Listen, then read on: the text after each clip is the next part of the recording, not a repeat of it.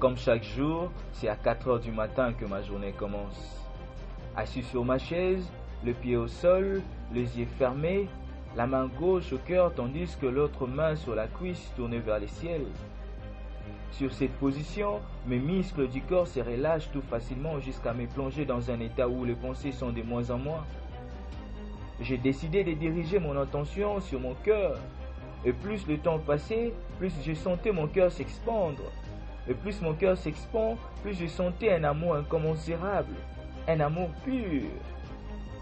Tellement c'était fort, je sentais mes larmes couler sans cesse.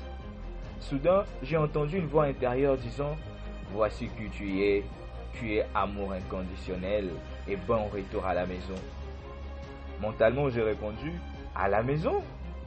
Oui, à la maison, parce qu'il y a longtemps que tu n'as pas senti tout cet amour, alors que ton essence même est amour. Tu es tellement préoccupé à des difficultés de la vie au point où tu t'es détaché de ta source.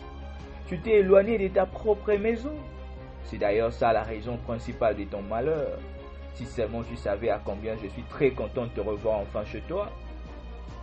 Étonné de la réponse de Dieu, j'ai formulé une autre question en disant « Que dois-je faire alors mon Dieu pour rester connecté à mon essence au quotidien ?»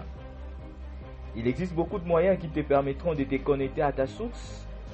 La prière par exemple est un outil le plus puissant lorsqu'elle est associée à une émotion élevée comme la gratitude, la joie, l'amour. À travers l'air que tu respires, tu reçois de l'énergie nécessaire te permettant de nourrir ton être. Pose ton intention en ton rythme respiratoire et tu seras vite comblé de paix, de force. À travers la méditation, tu arrives à apaiser ton esprit du bavardage mental. Tu diminues les taux du cortisol dans le corps et c'est ainsi que tu reprends le contrôle de ta vie. 5 minutes chaque jour suffisent pour créer la différence dans ta vie. À la fois surpris de la simplicité et de la complexité de la réponse de Dieu, j'ai formulé mentalement une autre question.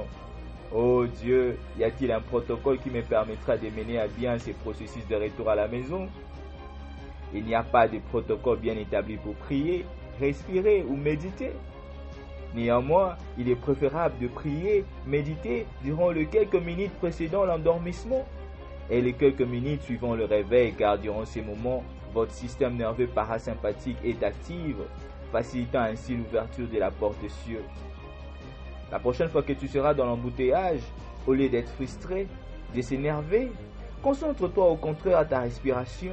Suis l'air qui entre dans ta narine jusqu'au poumon et en même temps, suis l'air qui, à partir de ton ventre, qui se retire jusqu'à la bouche ou aux narines. Tu peux faire ceci pendant une pause café, pendant une balade. Sois créative et associe ceci à tes activités quotidiennes et tu changeras ta vie pour le meilleur. Bon, je reviendrai prochainement si tu m'invites, car je suis curieux de savoir combien ta vie sera transformée après cette conversation. C'est ainsi que j'aurais pris connaissance que j'étais assis sur ma chaise. J'ai ouvert mes yeux et petit à petit, je repris le contrôle de mon corps. Et j'ai regardé l'heure, c'était à peine 6 heures du matin. C'est ainsi que je suis parti vaquer à mes occupations quotidiennes. Durant toute la journée, je sentais toujours cet amour pur, cet amour incommensurable, cet amour inconditionnel. Namaste.